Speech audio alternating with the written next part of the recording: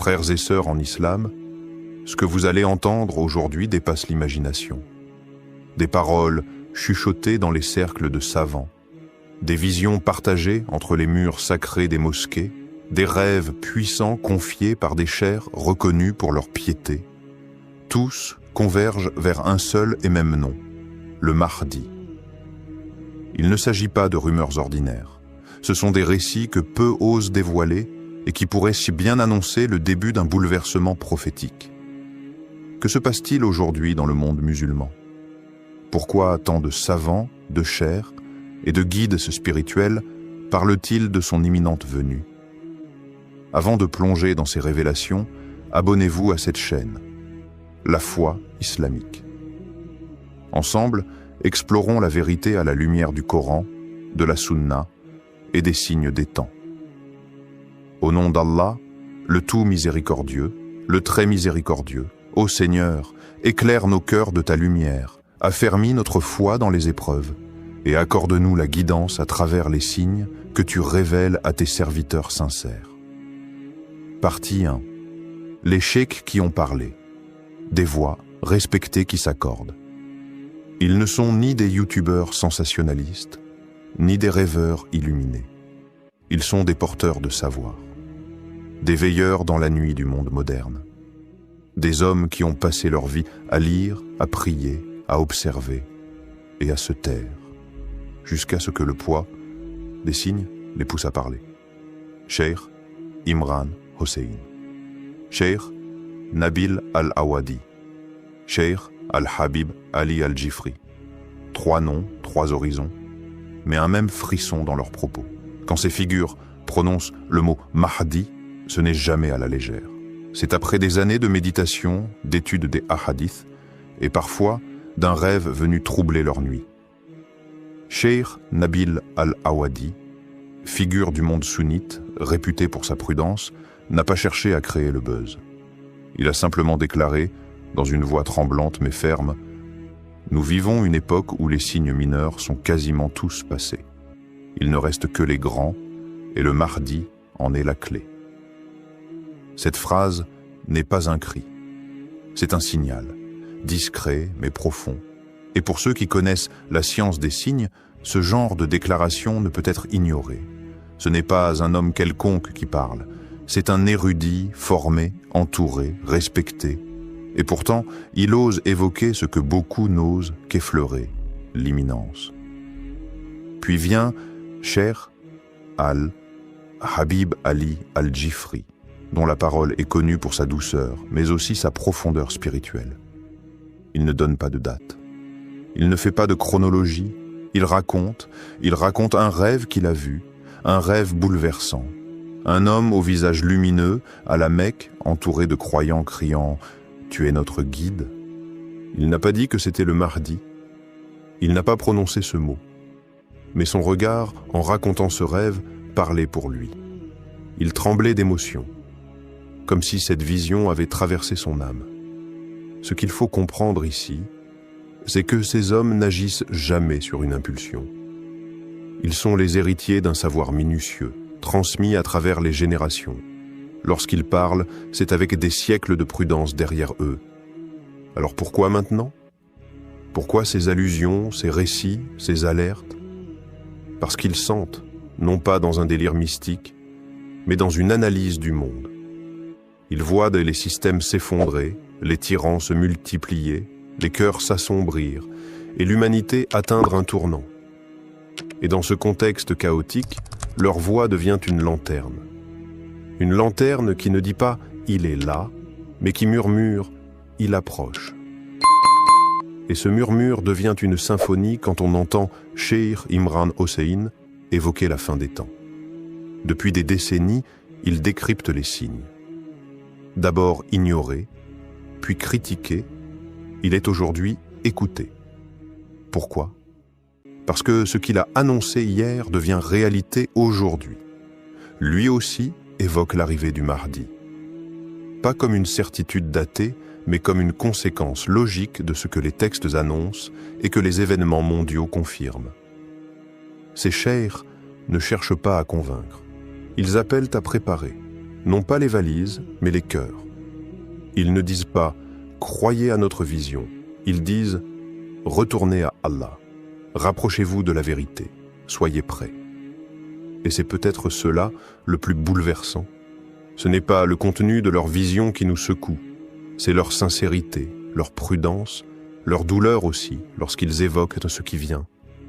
Car ils savent que l'arrivée du Mahdi ne sera pas un feu d'artifice. Ce sera une secousse, un réveil, une épreuve. Et seuls les cœurs connectés à la lumière divine tiendront. Partie 2. Des rêves révélateurs. Ce que certains ont vu du Mahdi. Dans le silence de la nuit, alors que le monde dort et que les âmes s'élèvent, certains voient. Pas avec les yeux du corps, mais avec ceux du cœur. Ces rêves ne sont pas des fantaisies. Ce sont des fragments, des éclats du monde invisible que Dieu offre à ceux dont le cœur est purifié.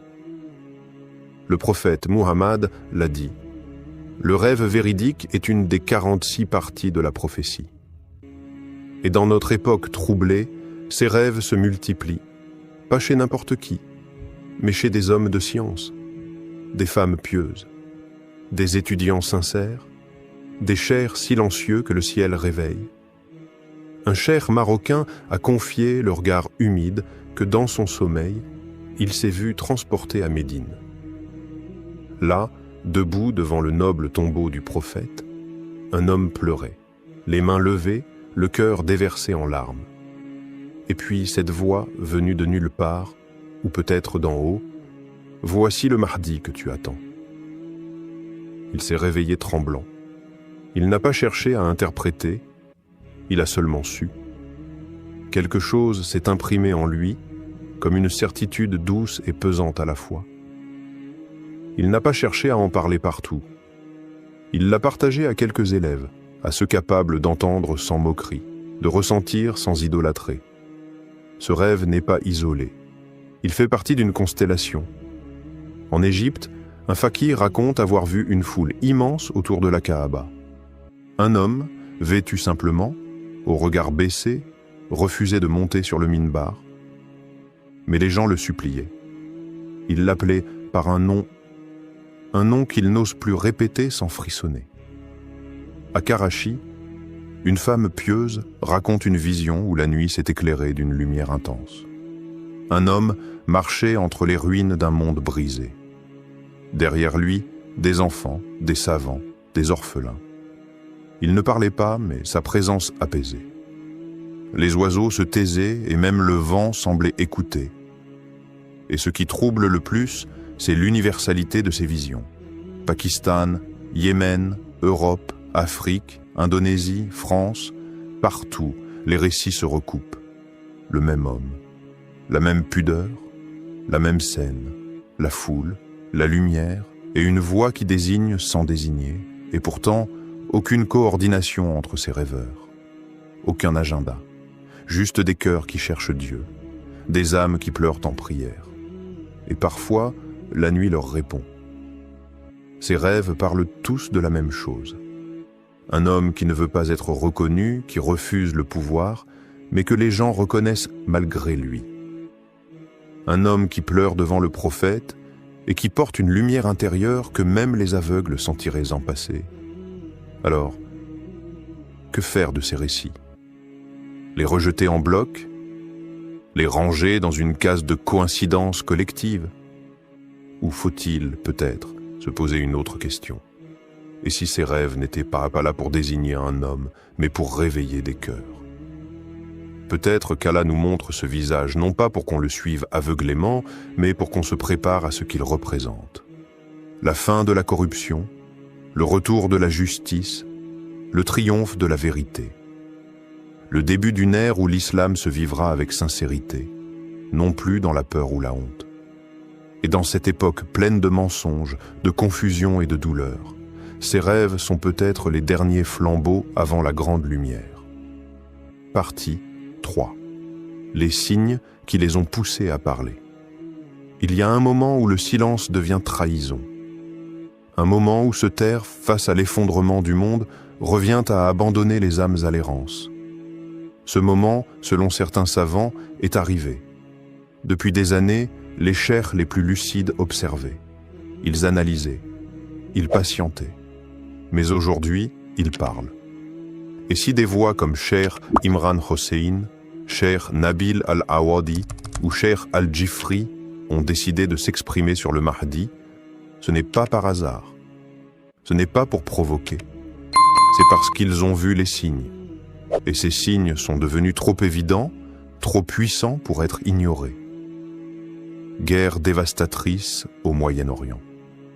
Des villes réduites en cendres. Des enfants enterrés sous les ruines. Des peuples brisés, dispersés, déshumanisés. Et à chaque nouvelle guerre, un même schéma. Oppression, injustice, silence des puissants.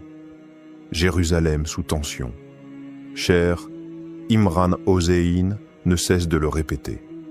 Celui qui ne comprend pas le rôle prophétique d'Israël et de Jérusalem dans la fin des temps ne peut comprendre l'éveil du Mahdi.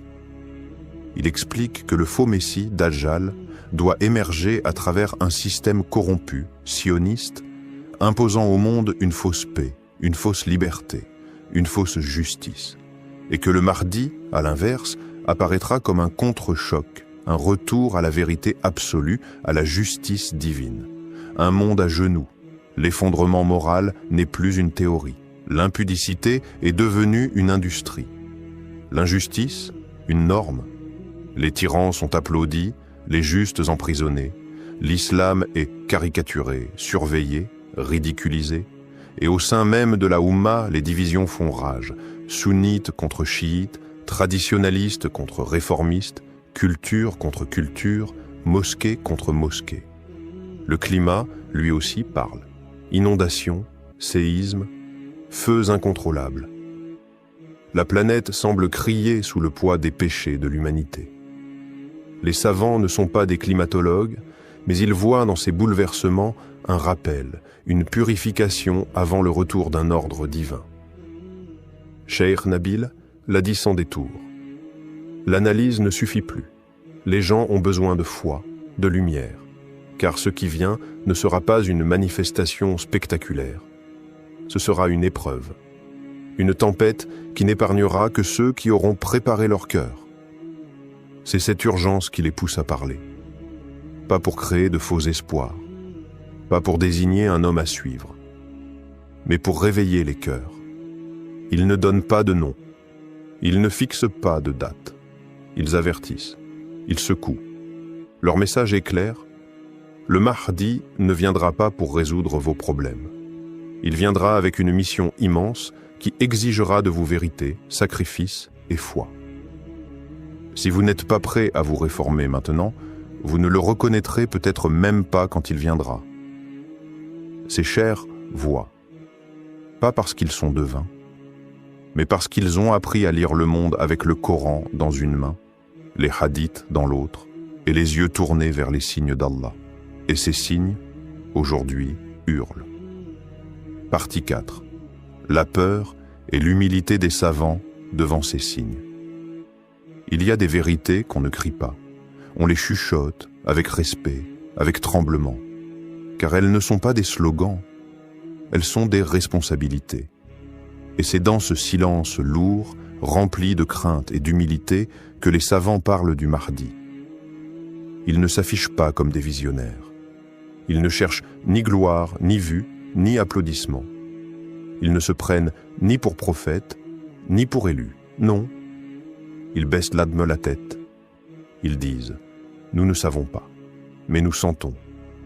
Et ce que nous sentons, c'est un appel. » Leur voix n'est pas celle de la prédiction, mais celle de la précaution. Ils ne veulent pas exciter les foules, mais réveiller les cœurs. Cheikh Al-Habib Ali Al-Jifri l'a résumé dans une parole sobre et forte. Ce n'est pas notre rôle de dire quand, mais c'est notre devoir de dire comment s'y préparer. Et le comment ne parle jamais de politique, ni d'armes, ni d'agitation. Il parle de tauba, de ce retour intime à Allah, sincère, silencieux. Il parle de prières nocturnes, celles que personne ne voit, celle que seule la miséricorde d'Allah entend. Il parle de lecture du Coran, pas en récitation automatique, mais en méditation, en imploration. Il parle de purification du cœur, d'abandon des rancunes, des orgueils, des attaches mondaines. Car ce qui arrive, si cela arrive dans notre génération, ne sera pas une gloire facile, mais une épreuve immense. Le Mahdi, s'il est proche, ne viendra pas avec des promesses de confort ou des miracles de facilité. Il ne viendra pas flatter les foules, ni confirmer les illusions. Il viendra avec la vérité, pure, tranchante, exigeante. Et cette vérité ne se lit pas sur les pancartes, elle se lit dans les âmes. Et seules celles qui auront été purifiées pourront la reconnaître. Les savants insistent donc. Ce n'est pas une question de date, c'est une question d'état. Peut-être ne viendra-t-il pas dans nos vies. Peut-être oui. Mais si nous voyons les signes, alors ne rien dire, ce serait trahir. Ils parlent avec des larmes, pas avec des certitudes. Ils ne promettent pas, ils avertissent. Car la peur qu'ils portent dans leur cœur n'est pas celle du chaos, mais celle d'un peuple musulman endormi, qui pourrait rater ce moment décisif par simple distraction. Et ils rappellent ceci, avec douceur mais fermeté. Ne vous occupez pas de reconnaître le Mahdi, occupez-vous de devenir le genre de croyant qu'il reconnaîtra. Le Mahdi ne regardera pas la barbe, ni la tunique, ni les discours grandiloquents. Il regardera les cœurs, il les sentira, il les appellera. Et seuls ceux qui auront préparé leur âme à la vérité répondront à l'appel. Partie 5. Et si l'heure était vraiment proche? Et si ces murmures qu'on entend un peu partout n'étaient pas des coïncidences? Et si ce que disent ces chers n'était pas de l'exagération, mais un cri d'alerte voilé, une sonnette qu'Allah fait résonner dans le cœur des sincères? Et si c'était notre génération? Oui, celle-là même qui scrolle, qui doute, qui cherche sans toujours savoir quoi, qui allait voir de ses propres yeux le Mahdi marcher sur cette terre? Regarde autour de toi, les repères s'effondrent, les valeurs sont inversées, la lumière semble s'éteindre et l'obscurité gagne du terrain, même dans les âmes. Mais peut-être est-ce précisément dans cette nuit profonde qu'Allah a voulu que la lumière du Mahdi apparaisse. Et si ce n'était pas une légende? Et si ce n'était pas pour les autres, pour une époque lointaine, pour des récits d'histoire? Et si c'était maintenant, dans notre époque confuse et vacillante, qu'Allah a envoyé son serviteur caché, son réformateur promis, son signe vivant? Les jeunes musulmans, aujourd'hui, sont à la croisée des chemins. Beaucoup se sentent perdus, tiraillés entre modernité et foi, entre doutes et espoirs. Mais justement, c'est pour eux que le Mahdi est un espoir vivant. Un homme qui ne sera pas là pour séduire, mais pour réveiller. Pas là pour impressionner, mais pour guider. Pas là pour caresser l'ego, mais pour bousculer les cœurs. Il n'aura pas besoin de microphone. Il n'aura pas besoin de projecteur. Sa lumière viendra d'Allah, et ceux qui l'attendent avec foi le reconnaîtront sans confusion. Mais attention, ce n'est pas en spéculant sur lui qu'on se prépare. Ce n'est pas en débattant de son nom, de son origine, ou de ses gestes qu'on devient un de ses partisans. Ce n'est pas en surveillant les réseaux ou en cherchant des dates que l'on se tient prêt. C'est en purifiant son cœur. C'est en revenant à la prière, même quand personne ne regarde. C'est en refusant l'injustice, même dans le silence. C'est en écoutant les appels des savants, ces hommes droits qui n'ont rien à vendre, mais tout à transmettre. Non pas pour alimenter la panique, mais pour réveiller la foi. Parce qu'un jour, peut-être bientôt, peut-être très bientôt, tu te lèveras un matin et tu entendras que quelque chose a changé à la Mecque, ou qu'un homme inconnu a rassemblé des croyants, et que les visages pleurent, que les cœurs vibrent, et que ce que tu croyais loin était maintenant tout proche. Alors, seras-tu prêt ce jour-là? Ou feras-tu partie de ceux qui ont entendu, qui ont douté et qui diront « Si seulement j'avais pris cela au sérieux ». Frères et sœurs, ce que vous venez d'entendre n'est pas une fiction. Ce n'est pas un récit pour frissonner, ni une histoire pour passer le temps. C'est une réalité qui frappe à la porte. Un souffle prophétique qui traverse les siècles et qui, aujourd'hui, se rapproche de nous. Des savants ont parlé. Des rêves ont été vus. Des signes se sont enchaînés. Mais tout cela, ce ne sont que des clés. La vraie question, elle était là. Que faisons-nous de ces clés? Tu peux fermer les yeux. Tu peux retourner à ta vie comme si rien ne changeait, ou tu peux te lever, te purifier, te reconnecter à ton Seigneur. Parce que ce qui arrive n'est pas un film, ce n'est pas un slogan. C'est une épreuve finale, un tamis, un crible qui séparera les cœurs sincères des cœurs aveugles. Le Mahdi n'a pas besoin de spectateurs. Il a besoin de croyants solides. Il a besoin de cœurs allumés par la lumière du Coran. Il a besoin de ceux qui ne fuient pas la vérité, même lorsqu'elle dérange. Alors écoute bien ceci. Ce n'est pas lui qui nous attend. C'est nous qui devons nous préparer à l'attendre.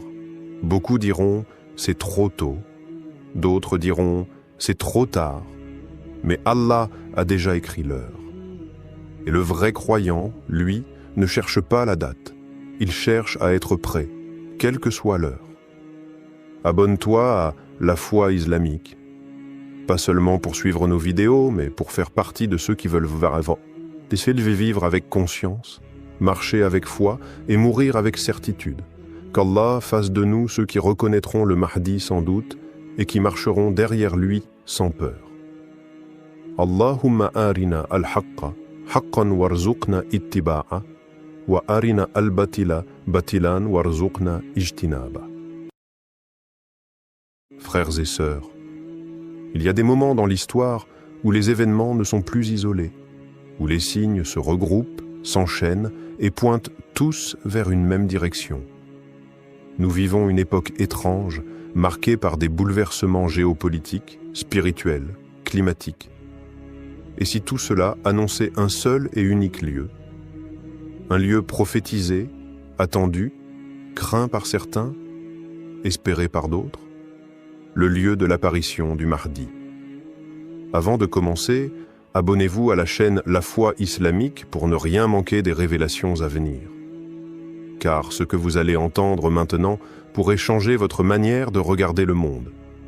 Bismillah, wa salat wa salam ala Rasulillah. Ô Seigneur des mondes, éclaire nos cœurs par ta lumière, guide nos âmes vers la vérité et fais de nous des témoins sincères de ton décret. Ya Allah, accorde-nous la clairvoyance de reconnaître tes signes et la force de rester ferme lorsque viendra l'épreuve. Partie 1. Les signes avant-coureurs dans les hadiths. Ils sont là, non pas dans les récits d'un vieux livre poussiéreux qu'on feuillette par curiosité, mais dans les journaux, les écrans, les cris des peuples opprimés et les secousses invisibles de l'histoire. Les signes. Ils frappent à notre porte, et chaque jour, ils deviennent plus évidents. Le prophète Muhammad, le véridique, n'a laissé aucune zone d'ombre. Dans les recueils les plus authentiques, ses paroles retentissent comme un écho lointain, ou comme un avertissement imminent. Il a parlé d'un monde bouleversé, d'un déséquilibre général, de nations qui s'affrontent dans des conflits sans fin, de puissances qui s'effondrent, de peuples qui crient justice, de sang versé dans les lieux saints. Il a parlé de Cham, cette terre bénie et meurtrie. Il a mentionné Al-Quds, centre de tensions et d'enjeux mystiques. Il a désigné l'Arabie, touchée par des luttes internes, des divisions claniques, des effusions qui tachent même les lieux les plus sacrés.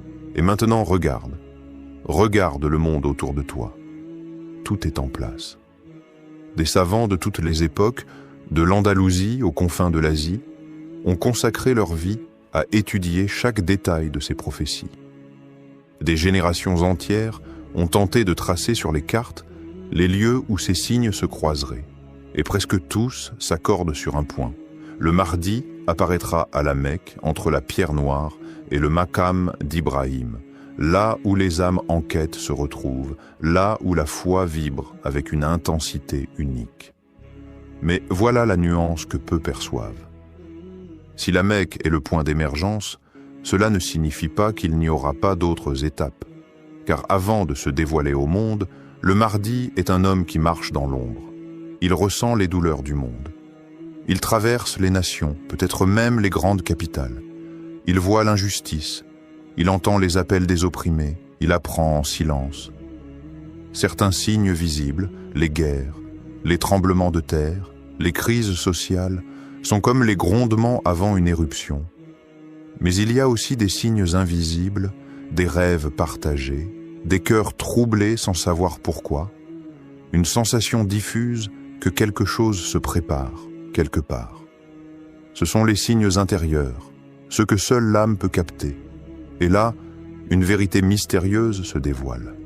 La terre semble orienter tous les regards, tous les cris, toutes les prières vers un même point, un centre qui n'est pas encore révélé, mais qui agit déjà.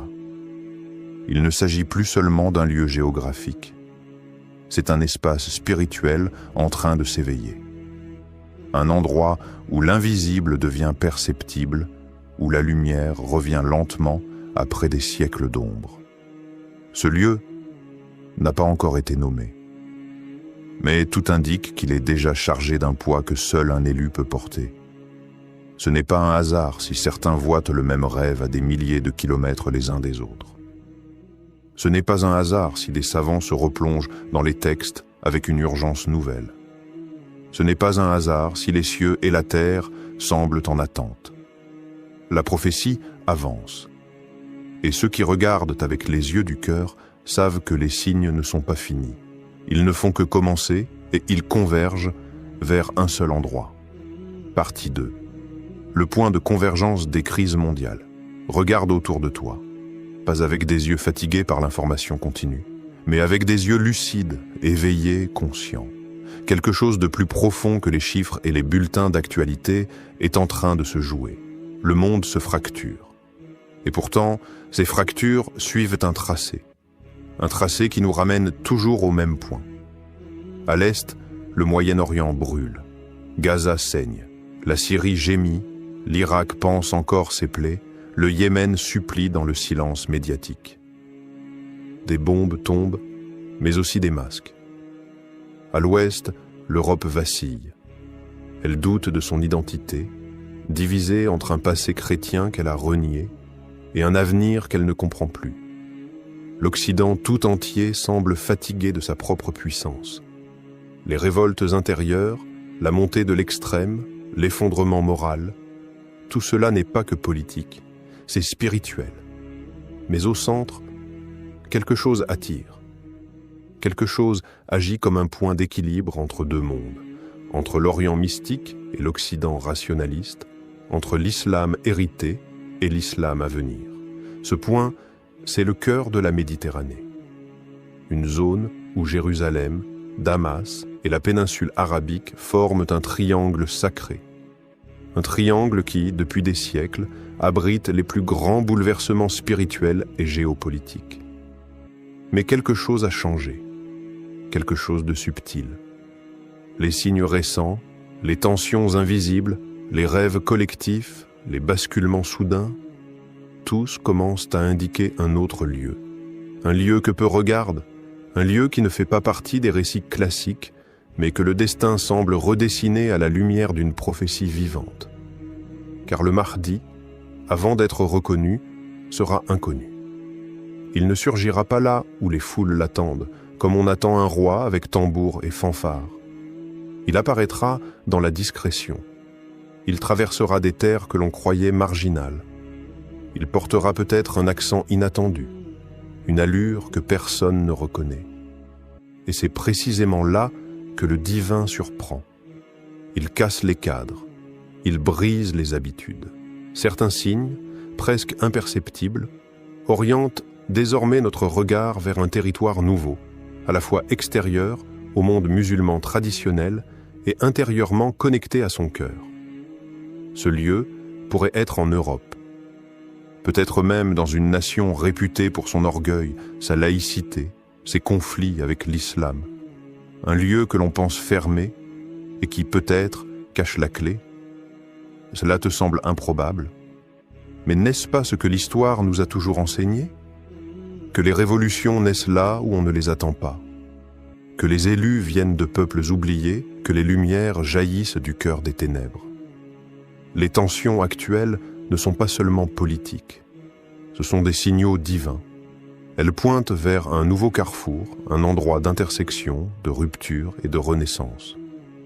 Un point où l'ancien monde s'effondre et où le nouveau prend forme dans le silence. Et si ce lieu était déjà désigné, sans qu'aucun d'entre nous ne l'ait encore compris?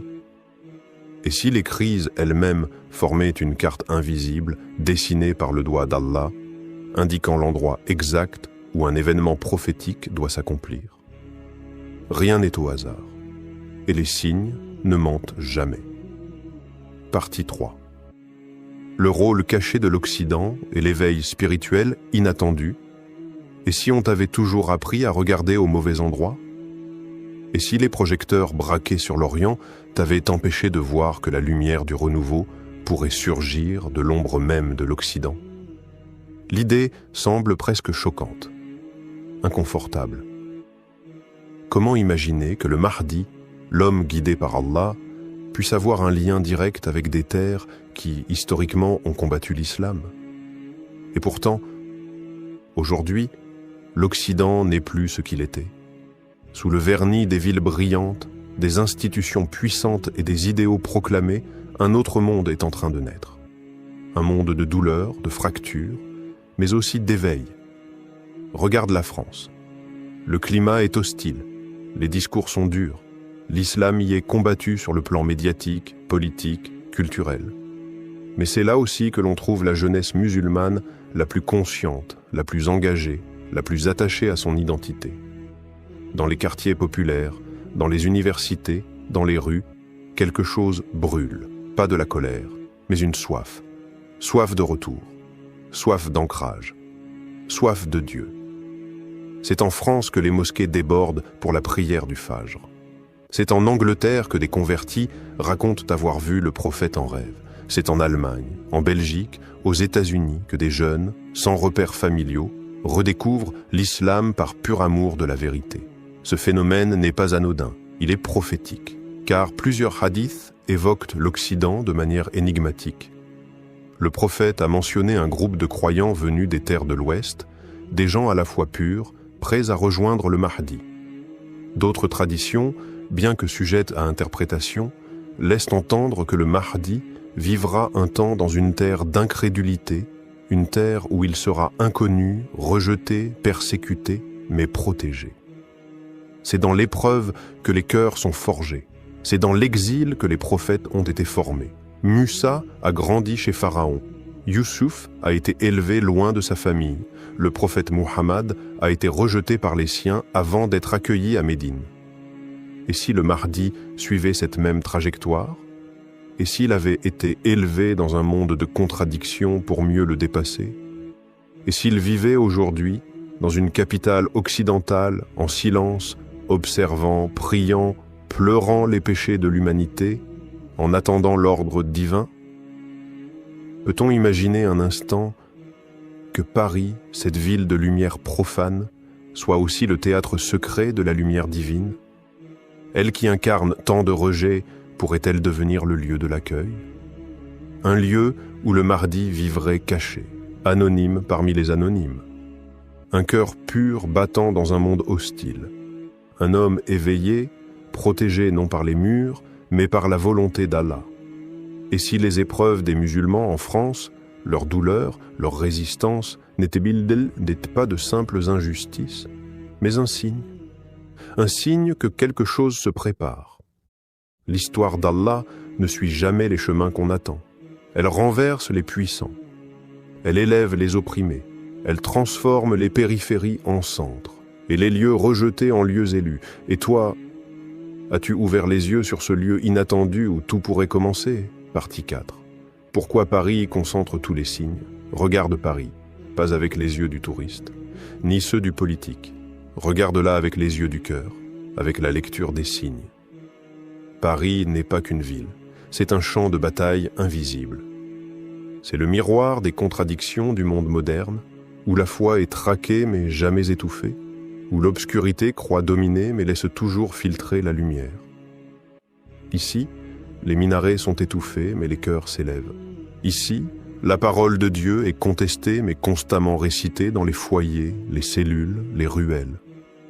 Ici, les musulmans sont surveillés mais plus vivants que jamais. Est-ce un hasard?